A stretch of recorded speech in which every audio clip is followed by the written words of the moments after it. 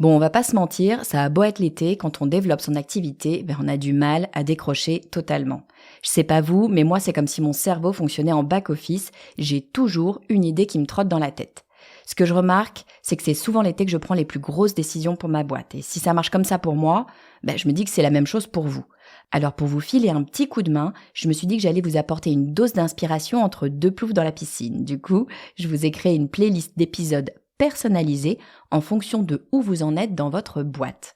En gros, vous répondez à juste 4 questions, c'est-à-dire littéralement 20 secondes, et je vous envoie une playlist sur Spotify à écouter les pieds dans le sable et un Virgin Mojito à la main.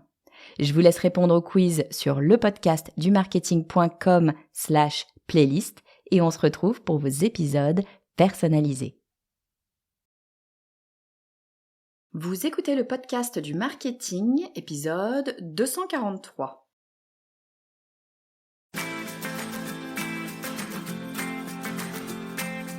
Bonjour et bienvenue. Je suis Estelle Ballot et je suis ravie de vous recevoir sur le podcast du marketing. À chaque épisode, je vous propose d'analyser les techniques marketing qui marchent, pas à pas et très concrètement, pour développer votre activité. C'est un des mots qui revient tout le temps, qu'on sait qu'on doit travailler mais qu'on ne travaille pas vraiment parce que soyons honnêtes, ça nous fait moins rêver que la dernière stratégie à la mode. Levez le doigt, celles et ceux qui ont un positionnement clairement défini. À mon avis, on n'est pas nombreux. Sauf que le positionnement, c'est un fondamental. C'est ce qui fait qu'on vous identifie et c'est ce qui vous évite de partir dans tous les sens. Ça ne pouvait plus durer comme ça. Il fallait un épisode qui vous dise concrètement comment définir votre positionnement. Dans moins d'une demi-heure, vous saurez exactement quoi faire et comment. Et la prochaine fois que je demanderai qui a un positionnement clairement défini, vous serez de ceux qui lèvent fièrement la main. Pour vous guider, j'ai demandé à une autre podcasteuse de nous donner sa recette secrète. Je vous demande d'accueillir tout de suite Laurie Jacobi. Bonjour Laurie, bienvenue sur le podcast du marketing. Salut Estelle, je suis ravie d'être là avec toi aujourd'hui. Écoute, super heureuse de te recevoir Laurie. Pour la petite anecdote, ce qu'on se disait en off juste avant, pour la petite anecdote, on se suit, en tout cas moi je te suis, je vous suis, Sandy et toi depuis ultra longtemps, puisque je vous suis avant votre podcast, avant même, je pense qu'il existe d'ailleurs, le podcast. On a réalisé ça il n'y a pas longtemps.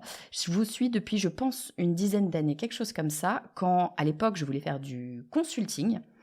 Et j'avais en benchmark 2 sœurs jumelles qui faisaient du consulting externalisé en marketing. Et il se trouve que j'ai percuté il y a quelques jours que c'était Sandy et toi. Donc trop chouette Laurie de te recevoir aujourd'hui sur le podcast du marketing. Moi, trop chouette d'être ici avec toi aujourd'hui et hyper flattée de cette confidence, puisque nous aussi avec Sandy, on te suit depuis très longtemps et on apprécie beaucoup ce que tu fais. Écoute, ça va être un chouette épisode, je pense. Aujourd'hui, Laurie, on voudrait parler d'un sujet qui est en fait un sujet essentiel, qui est un sujet, je dirais, fondateur. On va parler de positionnement. Avant qu'on rentre dans le vif du sujet, Laurie, pour celles et ceux qui ne te connaîtraient pas, est-ce que tu peux nous dire qui tu es et ce que tu fais ? Avec plaisir. Donc moi je suis Laurie Jacobi et j'ai cofondé My Marketing Experience avec Sandy qui est ma sœur jumelle il y a un peu plus de 10 ans. En fait ça fait 14 ans maintenant. Tu vois, ça passe vite le temps. Et My Marketing Experience, c'est une agence de conseil et de services pour les entreprises en B2B. Et on a également My Marketing Podcast, qui est un podcast en marketing qui a à peu près qui a un peu plus de 4 ans maintenant. Ouais, que je recommande chaudement, évidemment. Laurie, aujourd'hui, le sujet, c'est le positionnement. Alors, le positionnement, c'est un peu ce truc dont tout le monde entend parler, mais tu sais, c'est un peu toujours ces trucs fondateurs en marketing, je trouve.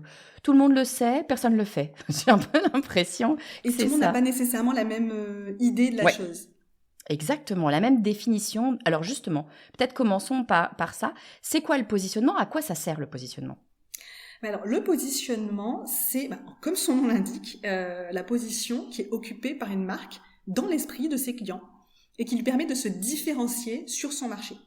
Donc, globalement, c'est quelle est la place que tu veux occuper dans l'esprit de tes clients sur ton segment de marché. Donc ça, c'est vraiment, c'est vraiment par rapport à ton marché. Donc, il y a 3 composantes. Il y a la cible de client, il y a le bénéfice. Tu dois quand même proposer un bénéfice qui est fortement désiré par ta cible. Et c'est quelle perception différente tu apportes par rapport aux solutions qui sont alternatives. Donc le positionnement, c'est une perception. C'est qui tu veux être sur ton marché. Et D'accord. comment, de quelle façon. Et du coup, ça sert à quoi? Alors ça sert, comme son nom l'indique, comme tu vas te positionner et tu vas définir ta place sur le marché, ça sert à être identifié dans un environnement qui souvent est assez concurrentiel. Je vais te donner un exemple qu'on connaît tous qui est très B2C. Mais bon, le positionnement en fait en B2C, donc quand on s'adresse à des particuliers, on va dire, et B2B à des entreprises, en B2C c'est quelque chose qui est très adapté, qui est très adopté, je vais dire, qui est très connu. Et en B2B, de toute façon en B2B on arrive toujours un peu après la guerre, on prend les choses après. Si on prend des vêtements. Une marque de vêtements pour enfants, Petit Bateau, c'est la marque des vêtements pour les vrais enfants, tu vois, ceux qui vont se rouler dans la boue, qui sont un peu espiègles, alors que, et ça c'est vraiment dans l'idée des parents, en tout cas qui achètent Petit Bateau, c'est vraiment l'esprit. Et à contrario, tu vas voir Jacadi qui propose des vêtements aussi, très jolis également, mais eux, ça va être plutôt pour les enfants, tu vois, les enfants sages, les enfants qui ont une jolie apparence et tout ça. Donc finalement, le positionnement, c'est vraiment la place que tu occupes dans l'esprit des gens pour être identifiés. Et plus tu es identifié comme le bon choix pour ta clientèle aussi.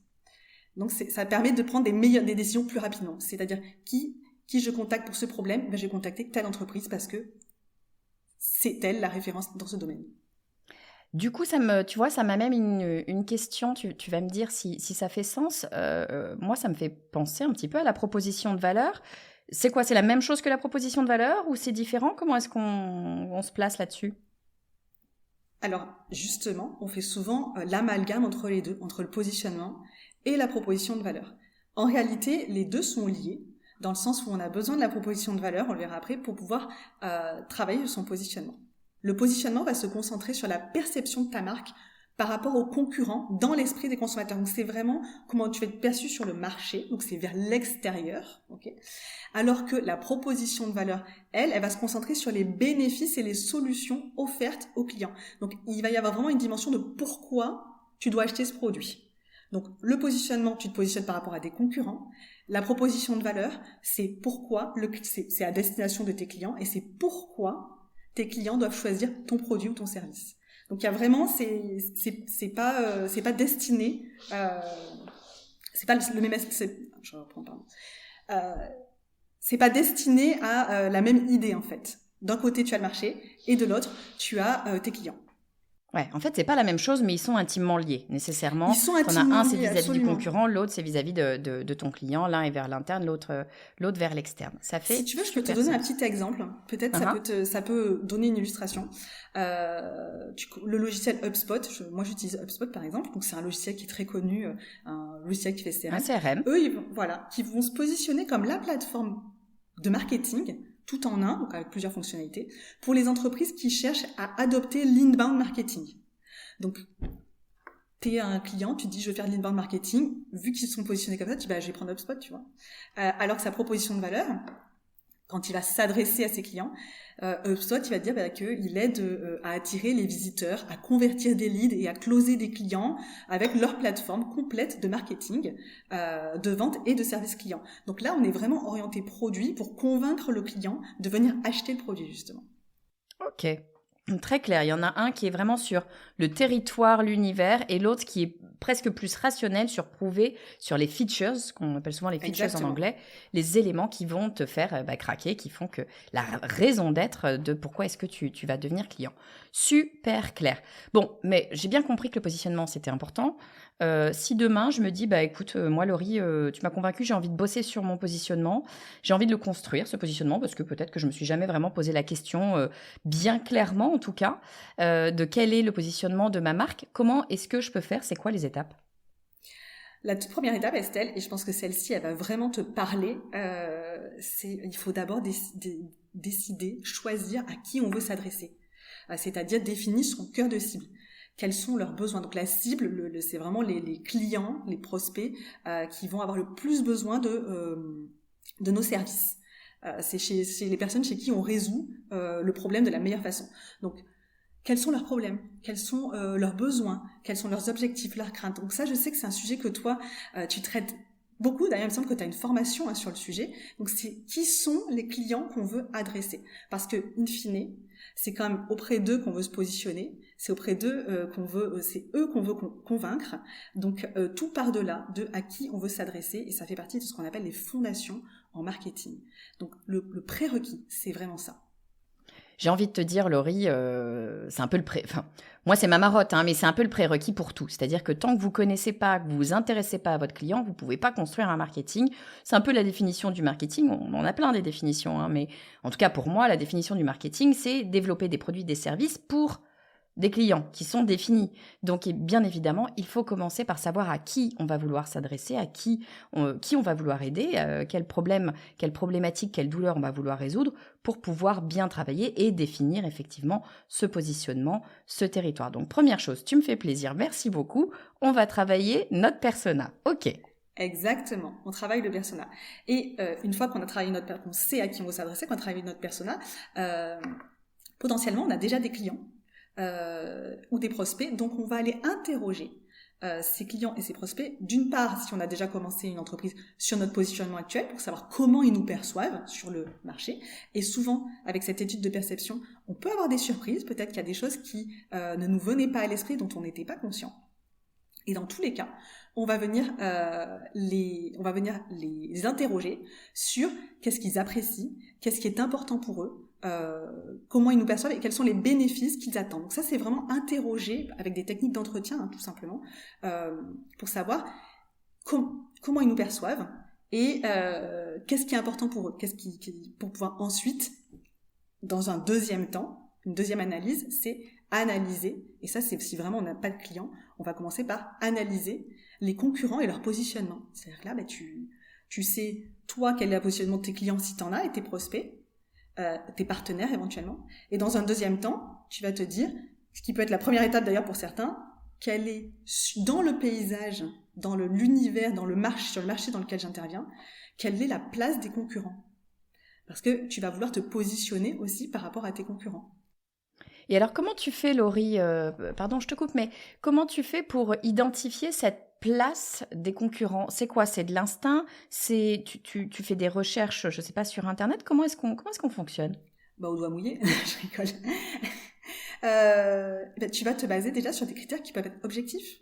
Est-ce que ils sont par rapport à du prix, par exemple, est-ce qu'ils sont plutôt low cost? Est-ce qu'ils sont plutôt, au contraire, avec des tarifs élevés? Est-ce qu'ils ont un peu, tu vois, ils pratiquent des tarifs élevés?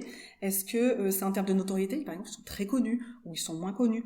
En termes de, tu as aussi des critères qui vont être plus subjectifs, la perception, la symbolique. Est-ce que c'est haut de gamme? Est-ce que c'est bas de gamme? Parfois, c'est pas très, tu peux avoir un positionnement haut de gamme et même pas forcément être complètement haut de gamme, mais la perception, c'est que tu es haut de gamme.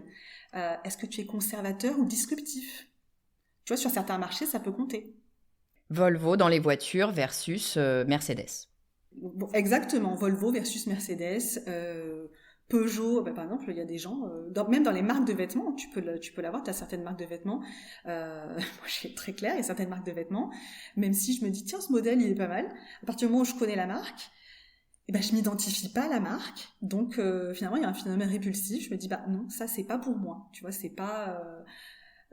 tu vas pas assumer les valeurs et ce que raconte l'univers que raconte la marque, en fait, c'est ça. Ce qui veut dire que la marque, elle a un vrai bon positionnement. Potentiellement, je suis pas sa cible, donc c'est répulsif, je vais pas venir acheter chez elle. Ouais. C'est pas pour que tu ne viennes pas acheter, c'est pour que les gens qui sont dans la cible, eux, se sentent particulièrement attirés, de fait, évidemment. Mais tu peux l'avoir aussi, tu peux avoir en version répulsif, dans le sens où, par exemple, avec Sandy, nous, on se définit vraiment comme une agence de conseil et de services en marketing B2B. Donc, par définition, ça exclut les entreprises en B2C. Ça ne veut pas dire qu'on n'a jamais de demande, mais techniquement, si tu lis bien le truc, dans notre communication, on axe vraiment sur le B2B. Donc, il y a un petit côté où on ne souhaite pas forcément attirer ces entreprises-là. Donc, tu peux aussi faire le choix de l'afficher, ce positionnement, pour éviter d'attirer une certaine cible. Ouais, et c'est intéressant ce que tu dis là. Merci de le signaler d'ailleurs, parce que souvent, on parle il faut absolument attirer plein de gens. On a le droit aussi de dire, Et c'est pas d'ailleurs qu'on les aime pas forcément, mais on a le droit de dire, moi, je n'ai pas envie de travailler avec telle typologie de client. Bon, là, ça peut être B2C, mais ça pourrait être il y a des grandes entreprises, j'ai pas envie de travailler avec elles parce que ça répond pas à mes valeurs, ça répond pas aux choses que j'ai envie de faire, ça répond pas au timing peut-être sur lequel j'ai envie de travailler. Il peut y avoir plein de raisons qui ne sont pas qui ne veulent pas dire qu'on n'aime pas telle typologie de client. On peut d'ailleurs ne pas aimer certains clients, hein. Typiquement les clients qui ne payent pas ou les clients qui sont désagréables, des choses comme ça. On n'a pas envie de les attirer. Ça fait partie aussi du positionnement. Oui, mais tu vois, le fait d'analyser la concurrence, savoir comment eux se positionnent, ça va pouvoir te permettre, toi, quand tu fais ce travail-là, de choisir ton territoire et ton axe de différenciation. Parce qu'en fait, se positionner, c'est choisir aussi un axe de différenciation. C'est sur quoi, quelle fonctionnalité ou quelle caractéristique de ton service, du bénéfice que tu apportes, tu vas vouloir te positionner ou tu vas vouloir choisir pour être différent, justement, de tes concurrents. Et ça, c'est quoi? C'est la proposition de valeur? Alors, la proposition de valeur va pouvoir se servir de ça. Donc, la proposition de valeur, elle, c'est quand tu vas le formaliser, le problème que tu résous et comment tu le fais différemment des autres. Donc, effectivement, c'est bien d'avoir choisi et d'avoir... tu le choisis, mais effectivement, il faut l'honorer quand même. Hein. C'est pas juste je vais le choisir, mais je vais pas vraiment le faire. Hein. On part du principe que c'est aligné avec ce qu'on propose vraiment comme service. Donc, tu vas formaliser le problème que tu résous et comment tu le fais différemment des autres. Tu peux, par exemple, soit apporter une dimension en plus, je le fais en apportant ça en plus, ou en retirant une contrainte. Par exemple, Canva. Canva, très simple, permet de faire des visuels impactants sans être graphiste. T'enlèves la contrainte, t'as pas besoin de savoir utiliser Illustrator ou quoi que ce soit. Enfin, tout ce qui, à titre personnel, me donne des sueurs, tu vois. Canva le fait très bien. T'as par exemple en positionnement ou en repositionnement, parce qu'on parle beaucoup d'outils, mais j'ai aussi un exemple par exemple Pauline Vétier, que tu connais aussi, il me semble, elle est passée sur ton podcast, que j'aime beaucoup. Je voudrais prendre ton exemple parce elle s'est repositionnée dernièrement. Donc Pauline, elle était responsable marketing externalisée pour des entreprises, et aujourd'hui, elle a choisi de mettre l'accent sur le côté relations presse, spécifiquement à destination, alors elle était déjà à destination des entreprises dans l'énergie durable, donc ça c'est son positionnement, elle a choisi une cible, et en plus elle leur permet de devenir top of mind grâce aux relations presse. Donc tu vois, elle ajoute quelque chose, c'est sa spécificité, son axe de différenciation. Ce qui, je tiens à dire, ne l'empêche pas derrière d'avoir aussi des missions en marketing. Mais ses clients se reconnaissent dans cet axe de différenciation, donc ils viennent chez elle et derrière ils travaillent avec elle pour aussi les problématiques marketing. Donc ça c'est vraiment un exemple sur du service. Ok, ça me fait, tu vois, poser une question. Tu parles de positionnement, tu parles de différenciation. Est-ce que notre positionnement doit nécessairement être différent, ce qu'on a à proposer doit être différent de la concurrence ou finalement pas forcément? Je te répondrai que c'est quand même plus simple si tu vois, s'il y a déjà une entreprise qui a un positionnement qui est très établi et qui est très fort et que tu veuilles te positionner sur exactement le même axe de différenciation. C'est pas impossible, ma foi, mais tu ne choisis pas la facilité. En revanche, tu peux tout à fait choisir effectivement d'aller sur la même voie avec le même axe de différenciation. Après, tu peux te différencier avec d'autres choses comme la personnalité de ta marque et un branding différent. Mais dans les faits, tu peux et puis il y a aussi est-ce que la personne qui a choisi ce positionnement, l'entreprise qui a choisi ce positionnement, elle l'exprime forcément. Si ils l'expriment pas avec une bonne communication, je te dirais que parfois c'est facile à dépasser. Malheureusement, je sais qu'avec Sandy, à un moment donné, au tout début, on s'était positionné comme la première agence marketing externalisée dans la région. Et il y en a d'autres qui sont venus en disant non, mais nous aussi, on est la première, vous n'êtes pas les premières. Oui, mais c'est un peu la politique du celui qui l'a dit, c'est lui qui l'est, tu vois. Tu peux définir le meilleur positionnement du monde, si tu ne l'exprimes pas, si tu ne le montres pas, ma foi, personne ne le sait, donc la place peut être prise. Exactement, oui, oui. C'est aussi une histoire de communication. Le positionnement, il faut effectivement l'incarner, c'est ce que tu disais. Il suffit pas de le dire. Si tu le dis, mais que tu l'incarnes pas, ça marche pas. Et si tu l'incarnes, mais que tu le dis pas, ça marche pas non plus. Donc c'est vraiment un jeu à deux qui est important à mettre en place. Donc ok, on va définir tout ça. Est-ce que c'est ça, définir son territoire? Ou est-ce qu'il y a encore une autre façon de voir les choses? Qu'est-ce que c'est finalement ce territoire par rapport au positionnement? C'est la même chose ou pas? Ton territoire, ça peut être également tes valeurs, les valeurs que tu portes. Derrière, il y a d'autres caractéristiques que tu peux y ajouter. Et c'est vraiment la personnalité. Donc c'est ton axe de différenciation. Et derrière, ça va être ta personnalité.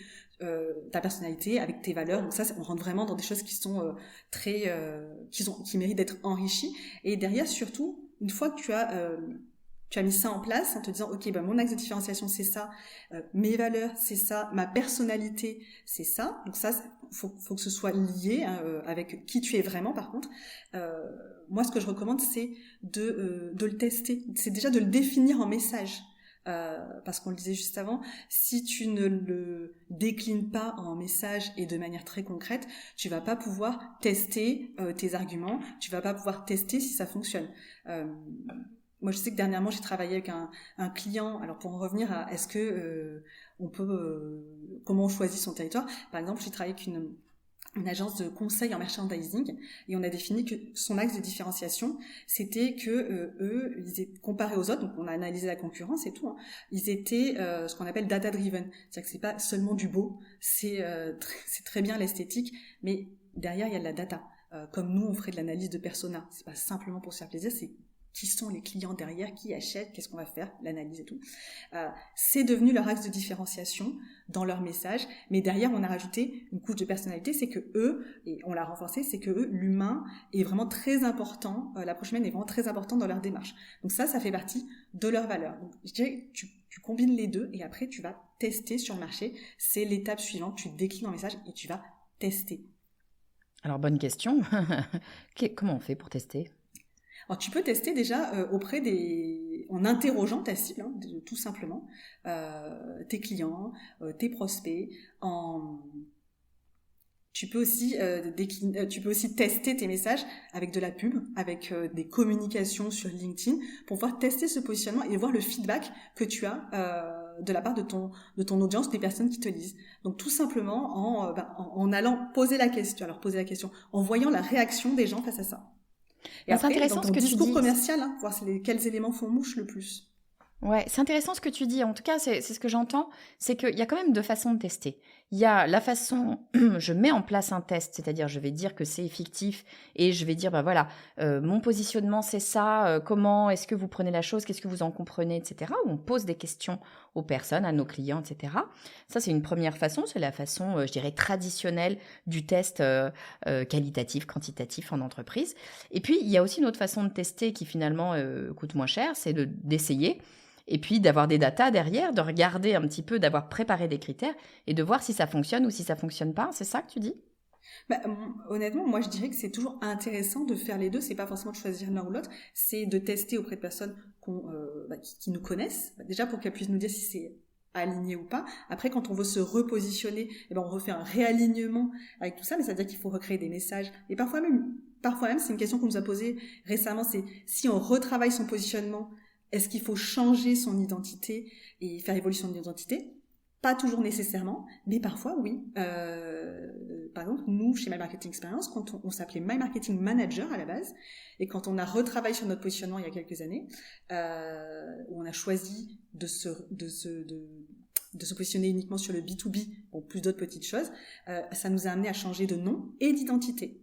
Okay, donc il faut arriver à tout caler. Et après, moi je pense que c'est important quand on travaille son positionnement de le confronter aussi à est-ce que la perception quand je suis dans un discours commercial, donc ça peut être en face à face, ça peut être quand on fait de la pub, tout simplement aussi, ou quand on rédige des communications, est-ce que c'est compris, est-ce que c'est perçu, est-ce que les arguments, tu vois, l'axe de différenciation qu'on avait identifié, est-ce que c'est vraiment ce que nos clients attendent et ça qui fait mouche. Ok, super. Écoute, c'est très très clair. Tu voulais rajouter quelque chose ? Écoute, moi je pense que si tu respectes ces étapes, normalement, je pense que si tu respectes ces étapes, tu vas pouvoir arriver à bien définir ton positionnement. Et après, alors ça ne veut pas dire que tu dois le retravailler tous les 2 mois, mais c'est de se questionner régulièrement sur est-ce que ce que je fais est aligné avec mon positionnement, dans la manière dont je communique, dans la manière dont je m'adresse à mes clients et dans la manière aussi de faire mon discours commercial, par exemple quand tu vends, donc voilà, c'est vraiment d'avoir tout aligné, parce que finalement le plus gros risque quand on est vraiment armé, qu'on sait qu'on a fait tout ce travail-là, c'est ensuite de mettre en place des actions qui vont être en dissonance avec ce positionnement. Donc quand on prend des décisions, quand on communique, c'est de toujours revenir aux fondamentaux, c'est de se dire est-ce que c'est aligné avec mon positionnement. Ouais, toujours important, effectivement, quand on dit quelque chose de faire et quand on fait de dire, c'est toujours cette même chose. Vous pouvez avoir le meilleur message du monde. Si votre message, il n'est pas en cohérence avec vos actions, ce que vous proposez, ça va pas marcher. Même chose sur les positionnements, même chose sur les valeurs, même chose sur le persona. Tous les éléments marketing doivent être finalement cohérents et fonctionner tous ensemble. Merci beaucoup, Laurie. C'est beaucoup plus clair pour moi maintenant, cette histoire de positionnement. Je vais essayer de résumer ce que tu nous as dit. D'abord, je trouve ça intéressant, tu nous as dit le positionnement, on parlait positionnement, proposition de valeur, souvent on les mélange.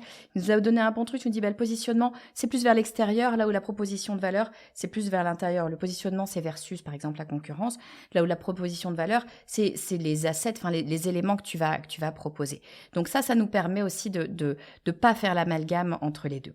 Après, si on se dit, voilà, moi je veux bosser mon positionnement, je veux vraiment aller le travailler, comment est-ce que je vais faire ?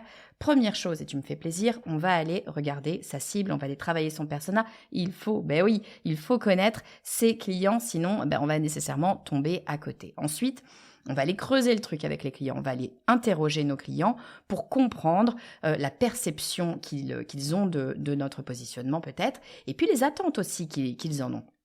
On va aller travailler avec eux.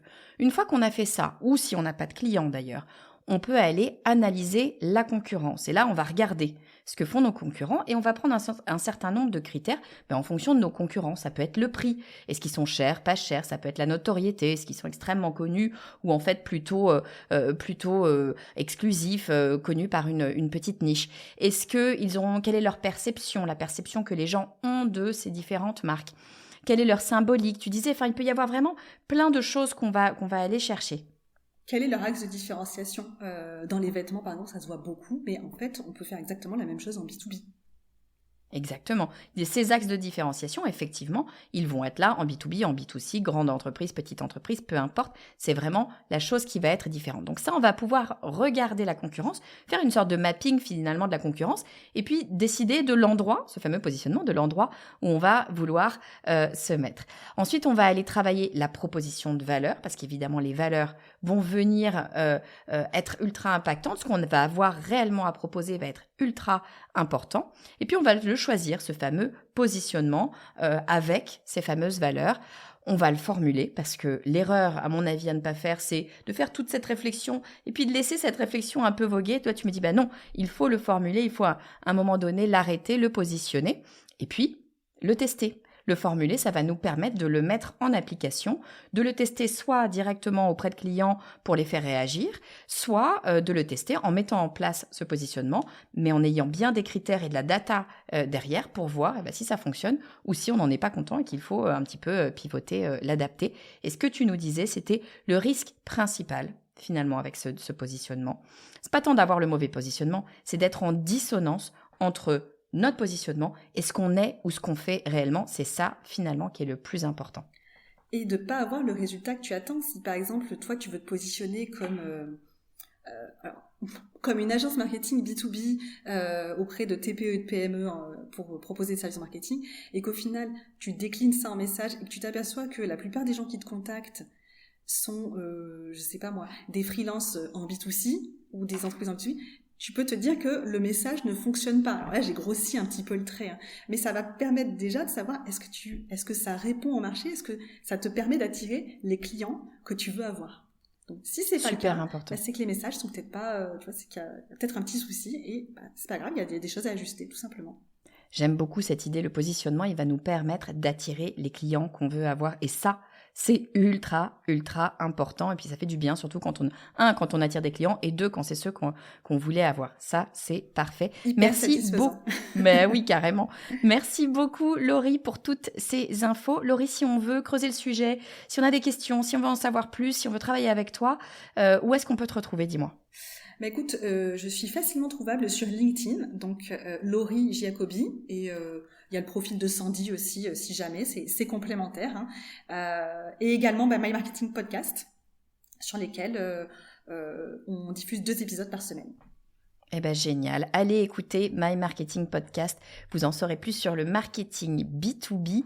Je vous le recommande chaudement. Merci beaucoup, Laurie. Tu es la bienvenue quand tu veux sur le podcast du marketing. Merci beaucoup, Estelle. Ça m'a fait très plaisir de partager ce moment avec toi. Un grand merci, Laurie. Ça me fait vraiment très plaisir que tu sois venue sur le podcast du marketing. Ça fait tellement longtemps qu'on se croise. On n'avait jamais eu l'occasion de le faire.